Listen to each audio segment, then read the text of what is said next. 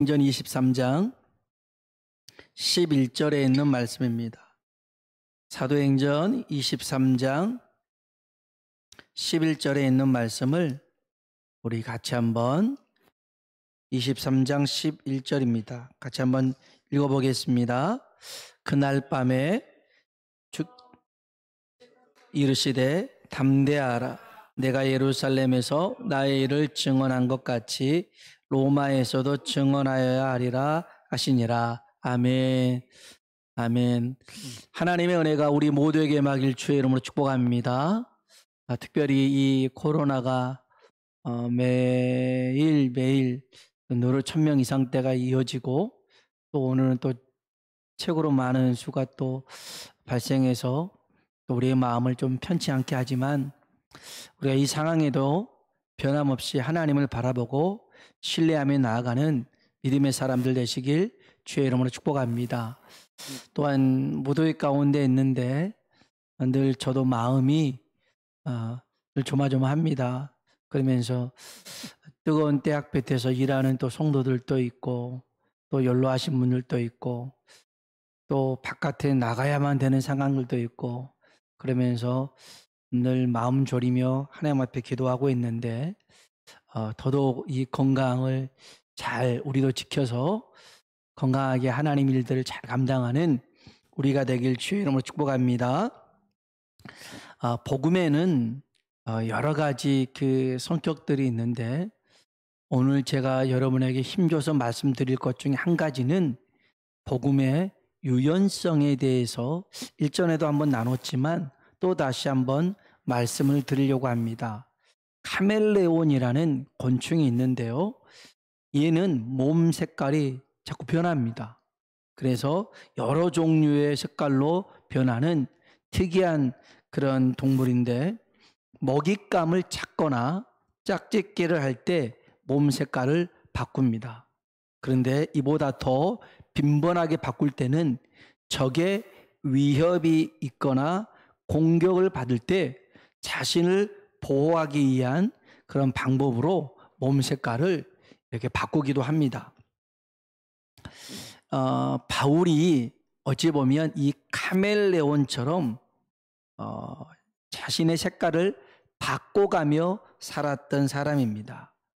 바울은 자기 생명을 보호하기보다는 복음을, 예수님을 효율적으로 전도하기 위해서 이렇게 바꾼 것이었습니다. 바울은 자기가 가진 모든 것을 배설물로 여겼던 사람입니다.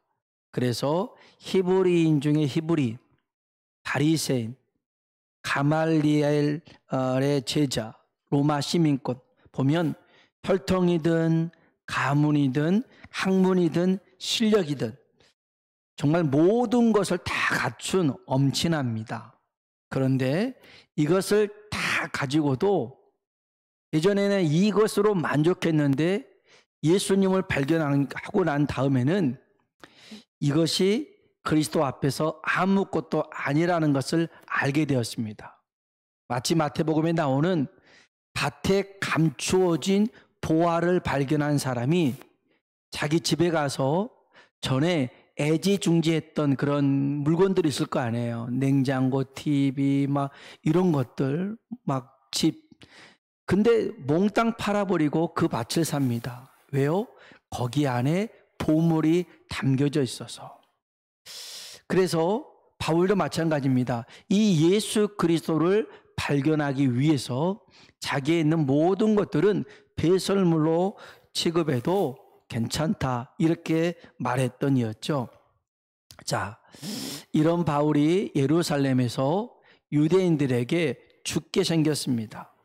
그래서 로마의 천부장이었던 누시아가 유대인들 틈에서 이 바울을 체포하고 이제 그 군대 안에 주둔해 있는 그 부대 안 영내로 들어가려고 합니다. 그때 바울이 잠깐만요. 내가 내 민족에게 변호할 수 있는 기회를 주셨으면 좋겠습니다. 그러면서 이제 자기의 간증을 합니다. 부활하신 예수님을 만나서 복음을 모든 사람에게 전하라 하셨고 또 이방인들에게도 복음을 전하라는 사명을 받았다. 이 얘기를 합니다. 그랬더니 유대인들이 더 화가 나서 죽이려고 합니다. 이제 제가 지난번에 그 봤던 말씀들을 요약해서 말씀드리는 거예요. 그래서 유대인들이 이제 그 바울을 죽이려고 하니까 이 천부장이 놀래가지고 이 바울을 데려가며 또 채찍질하고 신문하려고 합니다. 그때 이 바울이 꺼냈던 카드가 나 로마 시민권자야 라고 얘기를 합니다. 로마 시민은 심리를 거치지 않고 체포할 수가 없었습니다. 로마 시민권을 가진 이는 불체포 권한이 있었고 황제에게까지 이렇게 항소할 수 있는 권한이 있었죠. 그래서 로마 시민을 죄도 묻지 않고 결박한 것은 오히려 그 사람에게 문책당할 수 있는 일이었습니다. 이처럼 이 로마 시민권은 굉장한 특권이었죠. 그런데 바울은 이 로마 시민권을 여기에 딱 한 번 사용합니다. 자주 써도 좋을 법한데 바울은 자신의 특권을 자신을 위해서 사용하지 않았더라는 것입니다. 그렇다고 해서 복음을 전하기 위해서 그것도 매번 사용하지 않았습니다. 꼭 필요할 때 썼는데 우리 한번 여기 본문 말씀 여기 보면 하나님이 이 바울을 어디로 보내시려고 하냐면 11절 말씀 읽어볼까요? 그날 밤에 주께서 바울 곁에 서서 이르시되 담대하라 내가 예루살렘에서 나의 일을 증언한 것 같이 로마에서도 증언하여야 하리라 하시니라. 아멘. 주님이 바울을 어디로 보내려고 그래요? 우리 같이 읽었잖아요. 어디로 보내려고요? 예루살렘에서 전했던 것처럼 어디에서도? 로마에서도 네가 증언해야 될 것이다. 자, 바울을 로마로 보낼 계획은 누구의 계획이에요?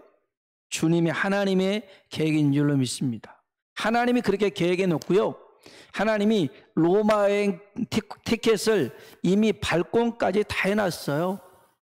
그래서 바울은 이것을 알고 로마 시민권자임을 얘기하고 그리고 저 로마에 가서도 복음을 전했던 겁니다.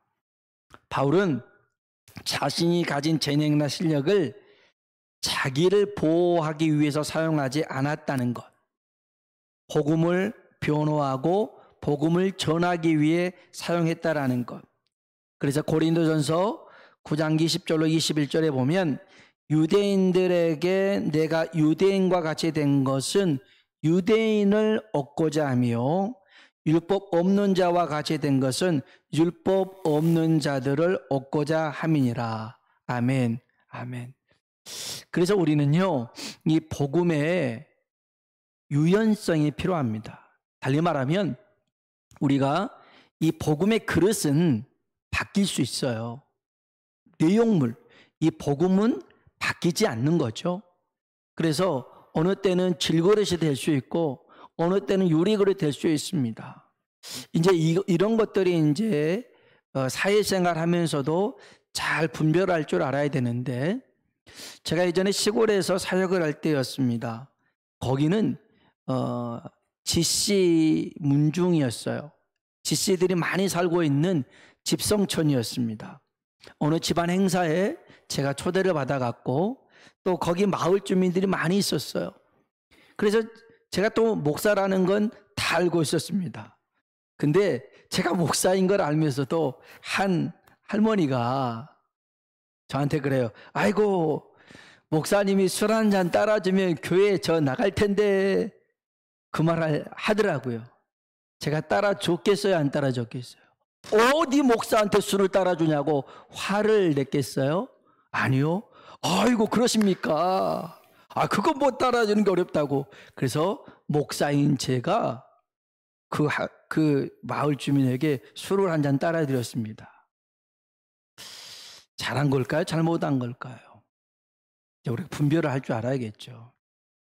물론 술 자체 이렇게 하는 것은 어찌 보면 어떤 시각으로 보느냐가 중요할 텐데 저한테는 그랬어요.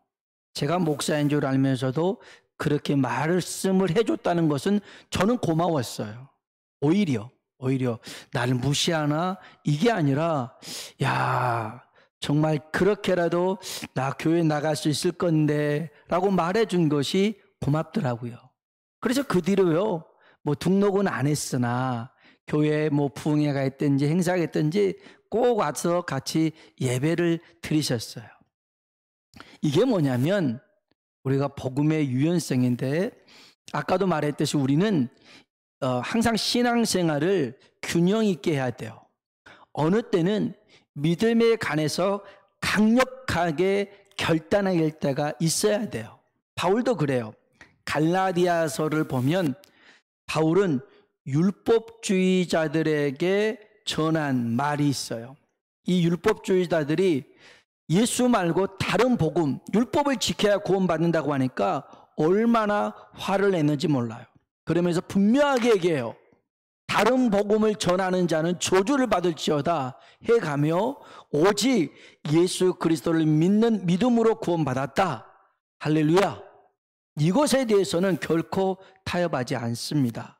그런데 오늘 이렇게 이 유대인들에게는 유대인처럼 이방인들에게는 이방인처럼 이렇게 복음을 전했던 것은 그가 다른 이유가 아니에요.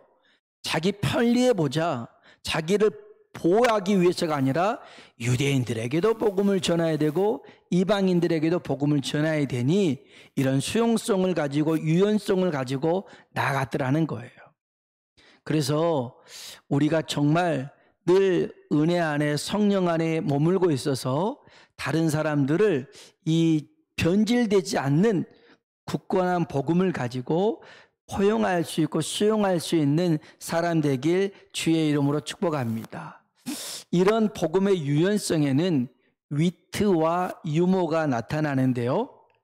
바울이 유대의 최고 회의가 있습니다. 공회가 있는데 이 공회에 이제 붙잡혀서 서게 됐습니다. 그래도 바울은 이렇게 얘기합니다. 이제껏 범사에 양심을 따라 하나님을 섬겼다. 이제 그 다음에 나오는 내용을 제가 말씀드리는 겁니다. 그때 대제사장 아나니아가 있는데요. 바울 곁에 있는 사람들에게 범사에 양심에 따라서 하나님을 섬겼노라고 제 입을 쳐라 그랬어요. 대제사장이. 그랬더니 바울이 그럽니다. 야, 이 선자야, 하나님이 너를 치기 원한다. 딱 보니 너 율법대로 심판한다면서 네가 어기고 있네 라고 대제사장한테 쏘아붙입니다. 그때 주변 사람들이 뭐 하는 짓이야, 저 사람은 대제사장이라고 이렇게 얘기를 합니다. 그때 바울이 그래요. 어머, 죄송해요, 몰랐습니다. 성경에 하나님의 관리를 비방하지 말라고 했는데 제가 오랫동안 밖에 있다 보니까 그랬어요. 죄송해요 라고 그렇게 얘기합니다. 바울이 몰랐겠어요? 순간적인 이트가 있었죠. 그거 딱 보니까 여기 회의하러 모였더니 절반은 바리새인, 절반은 사두개인이 있단 말이에요. 그래서 바울이 그럽니다. 나는 바리새인이다. 죽은 자의 소망, 부활 때문에 나는 신문받는 것이다. 이렇게 얘기를 합니다. 이 바리새인들은 부활이 있다라고 믿는 사람이고 사두개인들은 없다라고 믿는 사람들이에요. 근데 거기에다 불을 지핀 거예요. 나 바리새인이다. 나 부활을 믿는다. 부활의 소망 때문에 이런 거에 잡혀왔다. 그러니까 이제는 이 바리새인들과 사두개인 둘이 싸우는 거예요. 바울은 안중에도 없어요. 둘이 막 싸우고 난리가 났어요. 자, 지금 어찌 보면 바울이 굉장히 위협적인 상황 속에 있는데 어떻게 이렇게 위트도 있고 유머가 있을 수 있었냐면 이유는 한 가지예요. 우리 다시 11절 말씀, 사도행전 2장 11절입니다. 같이 한번 읽어보겠습니다. 그날 밤에 주께서 바울 곁에 서서 이르시되 담대하라, 내가 예루살렘에서 나의 일을 증언한 것 같이 로마에서도 증언하여야 하리라 하시니라. 아멘. 아멘. 그 두려움 속에서도 담대할 수 있었던 건 뭐예요? 바울 곁에 누가 계셨어요? 주님이 계셨어요. 아멘. 아멘. 그러면 주님이 내 곁에 계심을 확신하면 여러분 두려워할 거 없는 거예요. 걱정할 게 없는 거예요. 지난 주일날도 말씀드렸잖아요. 순종은요, 신뢰의 관계가 확인되면 순종할 수 있는 거예요.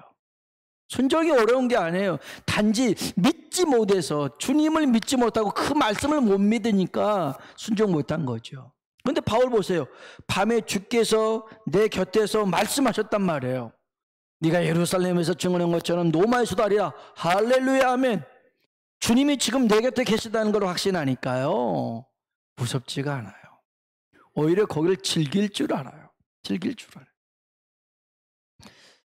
우리 한번 성경 봐볼까요? 사도행전 27장입니다. 사도행전 27장입니다. 사도행전 27장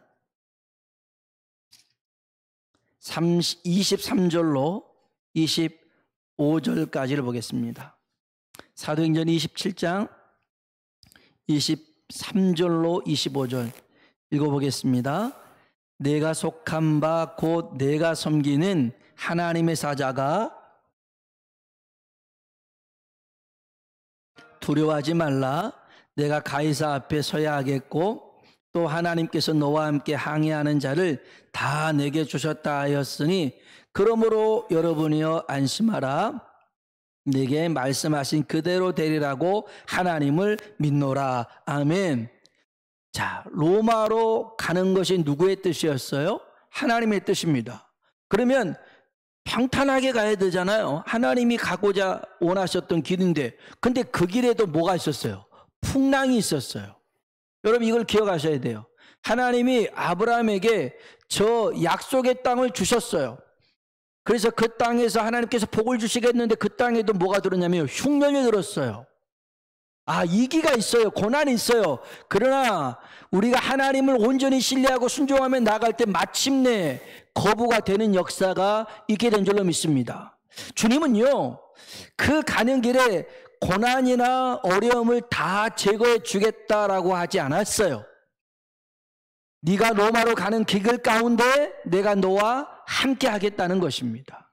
여기서도 분명하게 말씀하셨잖아요. 여기 23절에도 내가 속한 바 곧 내가 섬기는 하나님의 사자가 어젯밤에 내 곁에 서서 말하되 바울아 두려워하지 말라.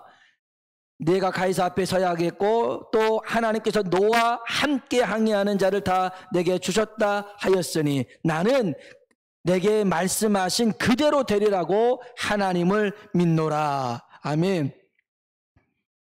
풍랑 속에서도요, 하나님을 온전히 신뢰하니 바울은 278명 모두 다 겁에 질려 있었으나 바울은 그 안에서 가장 평안했고 가장 담대한 줄로 믿습니다.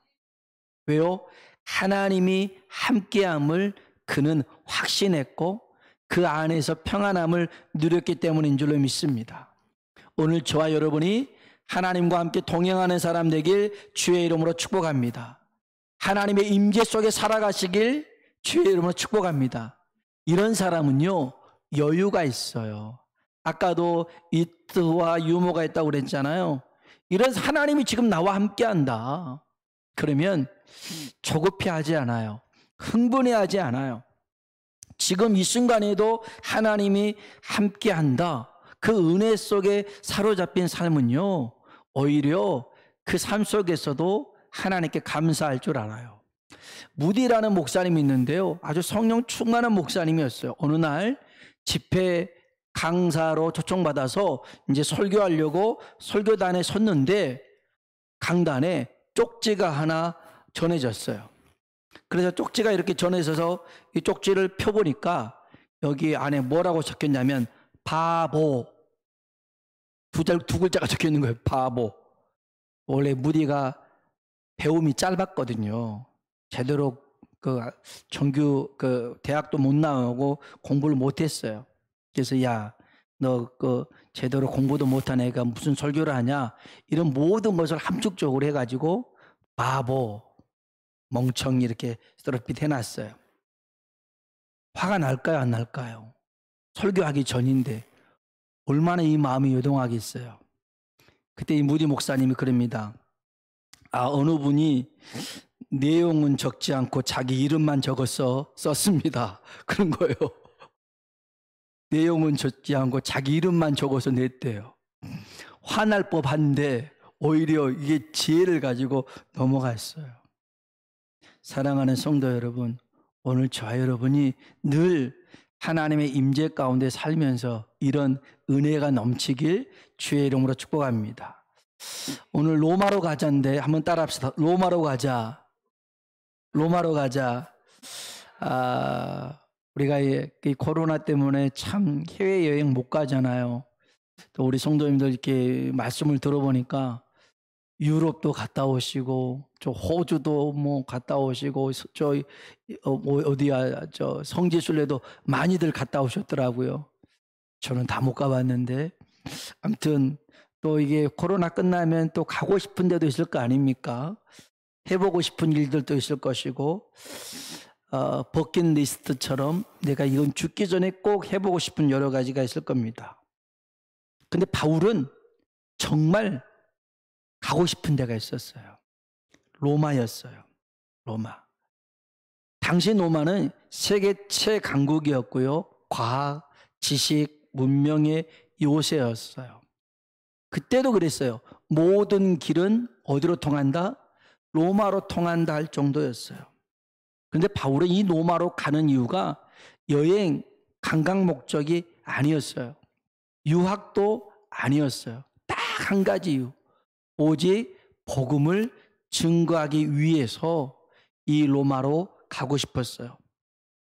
그래서 이 로마서는요, 사도행전 뒤에 로마서 나오잖아요. 바울이 3차 선교 여행을 마칠 때쯤 썼던 서신이 로마서였어요. 이제 로마를 꿈꾸며 가는 거죠. 시간적으로 사도행전 20장 정도에서 썼어요. 이 서신서에 보면 로마에 가고 싶은 이유를 이렇게 기록해요. 로마서 1장 15절에 나는 할 수 있는 대로 로마에 있는 너희에게도 복음 전하기를 원하노라 그랬어요. 근데 여기 나는 할 수 있는 대로 로마에 있는 너희에게도 복음 전하기를 원하노라. 로마에 있는 너희는 이미 예수님을 믿은 사람들이에요. 이거 굉장히 중요한 의미가 들려 있어요. 복음은 예수 그리스도에 관한 생명의 말씀인데 이것을 통해서 구원받을 사람들뿐만 아니라 구원받은 사람들도 이 복음을 통해서 믿음을 깨우고 열매 맺게 하는 것이 바로 복음의 능력인 줄로 믿습니다. 그래서 믿는 사람이나 믿지 않는 사람이나 모두에게 다 이 복음, 예수 그리스도의 얘기는 중요하더라는 거예요.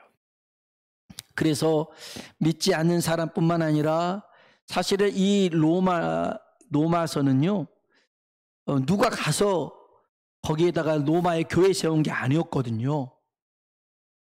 그 디아스포라, 지난번에 말씀드렸죠. 경건한 유대인들이 흩어졌다가 1년에 3번 예루살렘에 와서 예배 드리고 이제 가는데, 그때 오순절날 성령 임하고 베드로를 통해서 복음을 접했던 이들이 흩어져서 가서 이 로마로 흘러가가지고 이 사람들이 복음 전하고, 그렇게 해서 335 모여가지고 교회가 세워진 곳이 로마 교회였거든요.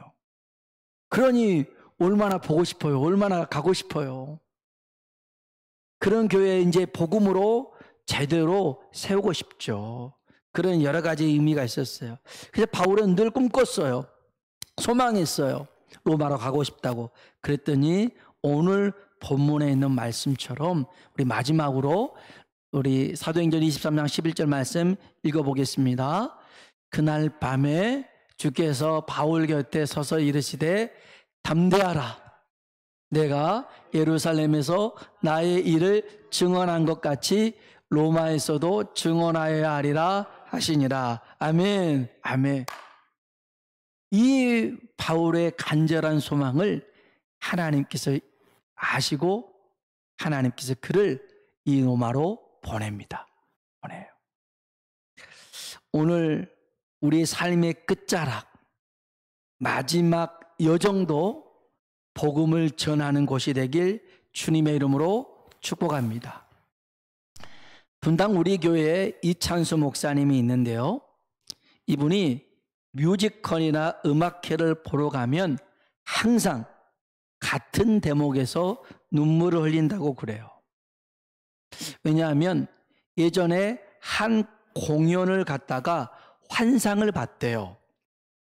공연이 끝나면 관객들이 그 공연자들을 격려하는 커튼콜이라는 게 있어요.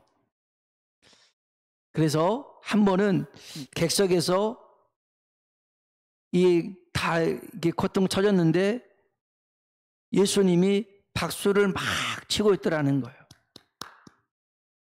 그러니까 관객들이 오늘 음악 연주한 사람들, 연기한 사람들 고생했다고 박수 친 것처럼 예수님이 그 관객이 있는 거기 대해서 막 박수를 치고 있던 거예요. 그 모습을 봤대요. 그 모습을 보면서 딱 누가 생각났냐면 이 목사님의 아버지가 생각났대요. 자기 아버지가 생각난 거예요.